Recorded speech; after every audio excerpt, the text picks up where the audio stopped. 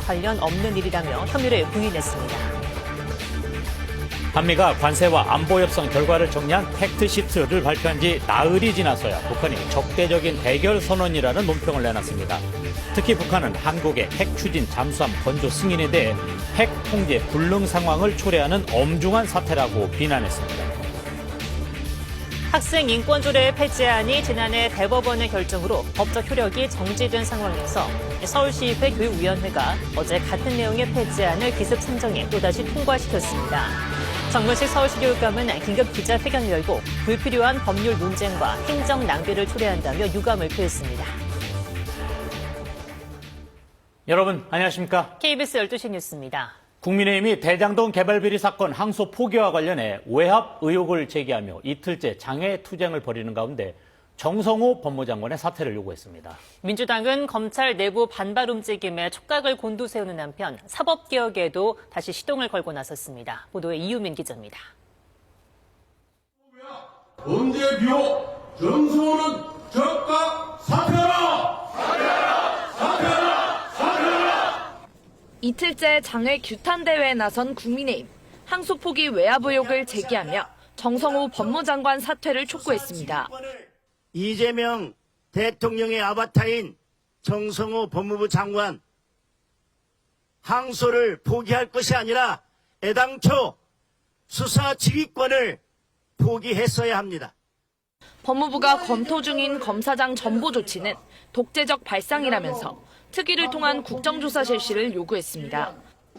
반면 민주당은 대통령 순방기간 강경 발언을 자제하면서 검사장 줄사퇴 움직임 등을 예의주시하고 있습니다. 한미 관세 협상 이후 대기업의 대미 투자가 국가 성장으로 이어져야 한다며 규제 체계 개편을 약속했습니다. 단순한 규제 완화가 아니라 기업이 예측 가능한 환경에서 마음껏 도전할 수 있는 네거티브 규제 체계가 필요합니다.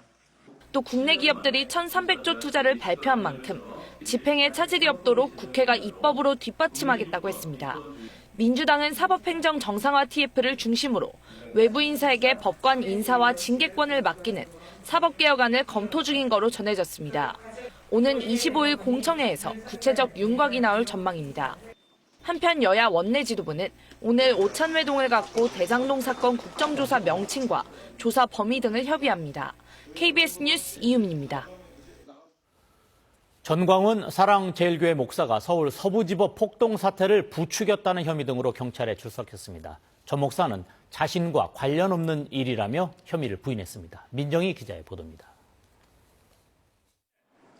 서부지법 폭력 난동 사태 배후 의혹을 받는 전광훈 사랑제일교회 목사가 오늘 경찰에 출석했습니다.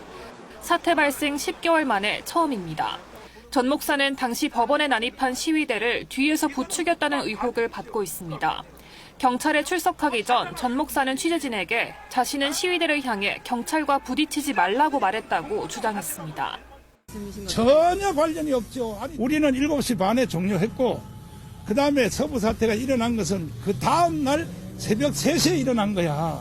이게 어떻게 관계성이 있어요? 자신이 종교적 신앙심을 이용해 신도들을 심리적 지배, 이른바 가스라이팅 했다는 의혹에 대해선 이렇게 말했습니다. 목사가 설교를 할 때에 성도들이 성령의 감동으로 은혜를 받는 것이 그것이 그러면 가스라이팅이냐?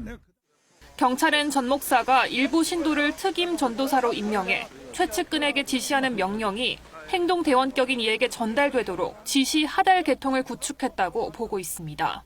또 사태 전날 광화문 집회를 진행한 전 목사가 서부지법 주소를 띄워달라고 한 점, 서부지법 앞에서 판사님도 마음대로 재판하면 안 된다고 한 점도 서부지법을 공격하라는 암시성 발언이 아니었는지 의심하고 있습니다.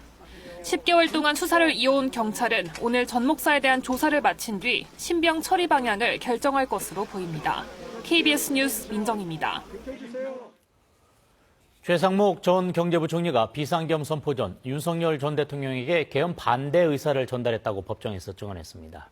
이에 대해 윤 전 대통령은 돌이킬 수 없다고 답했다고 진술했습니다. 이화진 기자의 보도입니다. 12.3 비상계엄 선포 30분 전 대통령실에 도착한 최상목 전 경제부총리. 한덕수 전 총리 재판에서 공개된 CCTV에는 대통령 집무실로 향하는 최 전 부총리 모습이 담겼습니다. 이때 최 전 부총리는 계엄을 만류했다고 증언했습니다. 어떤 이유로도 계엄은 절대로 안 됩니다. 계엄이 만약에 있게 되면 우리나라 대외 신도가 땅에 떨어지고 우리 경제가 하여튼 무너집니다. 그러나 윤 전 대통령을 설득할 수는 없었습니다. 이 대통령께서는 그 대통령으로서 결정을 한 거다. 그 다음에 지금 이제 준비가 다 되어 있기 때문에 이제 돌이킬 수 없다. 조태열 전 외교부 장관을 제외하곤 한덕수 전 총리도 국무위원들도 자신이 있었던 자리에서는 계엄을 반대하지 않았다고도 증언했습니다. 최 전 부총리는 한 전 총리에겐 이렇게 50년 공직 생활 마무리할 거냐고, 이상민 전 행안부 장관에겐 예스맨이냐고 면전에서 비판했다고 인정했습니다. 제가 몸이라도 던져야 되지 않았을까? 국민들께 송구스러운 생각이 듭니다. 재판에선 윤 전 대통령이 최 전 부총리에게 국회 자금 차단 등 내용이 담긴 계엄 지침 문건을 건네는 CCTV도 공개됐습니다. 최 전 부총리는 내용이 조악하다고 생각했다면서도 기억이 파편화돼 있다고 말했습니다. 국민의힘 추경호 전 원내대표도 재판 증인으로 출석했지만 이 사건으로 구속영장이 청구된 상황이라며 모든 증언을 거부했습니다. KBS 뉴스 이화진입니다. 북한이 한미 정상회담의 공동 설명문 팩트시트에 북한의 완전한 비핵화라는 표현을 쓴 것에 반발하고 있습니다. 특히 한국의 핵 추진 잠수함 건조 승인에도 날을 세웠지만 한미 두 정상에 대한 실명 비난은 없었습니다. 장혁진 기자입니다. 북한 관영매체 조선중앙통신은 오늘 변함없이 적대적이라는 미한 동맹의 대결 선언이라는 3,800자 분량의 논평을 내놨습니다. 지난 14일 발표된 한미 정상회담 팩트시트와 한미 안보협의회 성명에 대해 나흘 만에 내놓은 공식 반응입니다.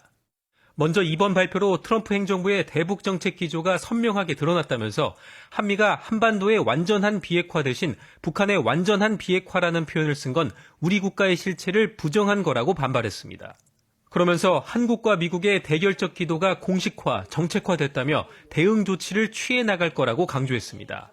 북한은 또 한국의 핵잠수함 건조 승인에 대해 아시아 태평양 지역의 군사 형세를 불안하게 만들고 핵 통제 불능 상황을 초래하는 엄중한 사태라고 비난했습니다. 그러면서 지역에서 핵 도미노 현상을 초래하는 한편 치열한 군비 경쟁도 유발할 거라고 지적했습니다. 또 미국이 한국의 우라늄 농축과 핵연료 재처리 권한 확보에 동의한 건 준 핵보유국으로 발돋움할 수 있도록 발판을 깔아준 거라고도 주장했습니다. 이 밖에도 북한은 한미 조선협력과 관세 합의 등을 불평등 조약인 재물포 조약에 빗대며 한미 간 주종 관계의 심화라고 비난했습니다. 다만 팩트시트에 대한 반응을 고위 인사 담화 형태가 아닌 관영매체 논평 형식으로 냈고 트럼프, 이재명 대통령에 대한 실명 비난을 하지 않은 건 나름의 수위 조절이라는 해석도 나옵니다. KBS 뉴스 장혁진입니다. 서울시의회 교육위원회가 어제 학생 인권조례 폐지안을 기습 상정해 통과시켰습니다. 지난해 의결됐던 폐지안이 대법원 집행정지로 효력이 멈춰 있는 상황에서 동일한 안건을 또 처리한 건데요. 서울시 교육감은 긴급 기자회견을 열고 불필요한 행정 낭비가 초래된다며 서울시의회에 깊은 유감을 표했습니다. 김우준 기자의 보도입니다. 학생의 존엄과 가치, 자유와 권리를 보장하는 내용을 담은 학생 인권 조례안. 서울시 의회 교육위원회가 어제 저녁 이 조례 폐지안을 기습 상정해 통과시켰습니다. 지난해 의원 발의로 폐지안이 의결된 데 이어 1년 반 만에 주민 발의안 형태로 동일한 내용의 안건이 또다시 처리된 겁니다. 정근식 서울시 교육감은 긴급 입장문을 내고 깊은 유감을 표했습니다. 사전 예고 없는 상정과 처리로 학교 현장에 또 다른 혼란을 불러올 수 있다고 비판했습니다. 특히 지난해 폐지 의결에 대해 대법원이 집행정지를 인용하면서 관련 재판이 진행 중인 상황에서 다시 같은 안건을 의결한 건 불필요한 법률 논쟁과 행정 낭비를 초래한다고 지적했습니다. 학생 인권 조례안의 의미도 재차 환기했습니다. 학생 인권 조례가 교권과 대립하는 개념이 아니라 학생의 기본권을 보호하기 위한 최소한의 장치라고 강조했습니다. 이어 서울시 의회에는 본회의에서 폐지안을 부결해 줄 것을, 국회에는 현재 계류 상태인 학생인권법을 제정해 줄 것을 각각 호소했습니다. 서울시 의회는 향후 본회의에서 조례안 처리 여부를 최종 결정할 예정입니다. 이번 조례 폐지 움직임을 두고 진보 성향 교육단체를 중심으로 반발이 이어지고 있는 만큼 향후 본회의 표결 과정까지 적지 않은 논란이 이어질 걸로 보입니다. KBS 뉴스 김우준입니다. 지난해 8월 구로역에서 전기 설비 작업자 2명이 선로 점검 열차에 치이는 사고가 있었죠. 이 해당 사고는 작업 구간에 인접 선로를 통제하는 안전 체계가 없었기 때문이라는 조사 결과가 나왔습니다. 최인영 기자의 보도입니다. 지난해 8월 구로역에서 작업자 2명이 열차에 치여 사망한 구로역 충돌사고. 항공철도사고조사위원회가 오늘 구로역 충돌사고 조사 결과를 발표했습니다. 당시 사고는 새벽 2시쯤 구로역 9번 선로에서 전기 설비 점검을 위해 전철 모터카를 투입해 작업하는 중 발생했습니다. 당시 작업자들은 사전에 차단 승인을 받지 않은 옆 선로 쪽으로 작업대를 2.6m 펼쳐 절연장치 교체 작업을 하고 있었습니다. 그러던 중 서울역으로 회송하고 있던 선로 점검차가 시속 약 85km 속도로 해당 선로에 진입하면서 충돌했습니다. 선로 점검차 운전원은 충돌 직전 약 20m 앞에서 급제동을 시도했지만 충돌을 피할 수는 없었습니다. 사조위는 당시 작업자들이 탑승한 작업대가 옆 선로를 침범한 것이 직접적인 사고 원인이라고 지목했습니다. 다만 사고의 가장 핵심적인 요인은 작업 구간 인접 선로의 열차 운행을 통제할 수 있는 체계가 마련되지 않았기 때문이라고 밝혔습니다. 작업계획 수립과 철도 운행 안전관리 협의도 충분히 이뤄지지 않았다고 지적했습니다.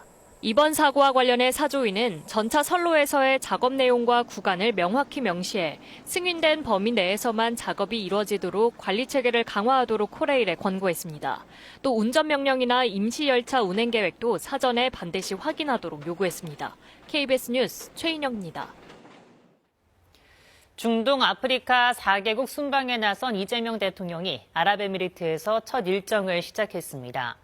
이 대통령은 오늘 아랍에미리트 대통령과 정상회담을 갖고 인공지능과 방위산업, 문화 등 양국 협력 강화 방안을 논의합니다. 보도에 이희연 기자입니다. 이재명 대통령이 탑승한 공군 1호기가 아랍에미리트 전투기 4대의 호위 비행을 받으며 수도 아부다비 공항에 도착합니다. 아랍에미리트를 국빈 방문한 이 대통령은 현충원 와하트 알-카라마 방문으로 첫 일정을 시작했습니다. 이어 그랜드 모스크에 있는 초대 대통령 영묘를 찾아 양국 공동 번영의 미래를 향해 힘차게 나아가겠다는 메시지를 남겼습니다. 현지 동포 간담회에서 이 대통령은 양국 관계를 형제의 국가를 넘어서서 경제적 공동체로 발전시키겠다고 밝혔습니다. 함께 연구하고 함께 생산하고 함께 제3세계로 진출하는 일종의 경제적 공동체로 발전해 나아가야 된다고 생각하고 또 그렇게 만들어 가기로. 그러면서 아랍에미리트는 우리나라의 중동과 아프리카 진출의 베이스 캠프 역할을 하게 될 것이라고 강조했습니다. 아랍에미리트의 미래와 대한민국의 미래가 이렇게 하나의 점으로 합쳐지면 엄청난 시너지를 내고 완전히 새로운 길을 만들어낼 거라고 생각해요.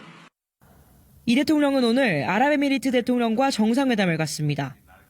양국은 인공지능과 방위산업 분야의 심화된 협력을 위한 양해각서 체결도 진행할 예정입니다. 아랍에미리트는 우리가 유일하게 특별전략적 동반자 관계를 맺은 중동 국가로 앞으로 방산과 원전은 물론 문화와 보건의료까지 협력을 확대해 나갈 계획입니다. 아부다비에서 KBS 뉴스 이희연입니다.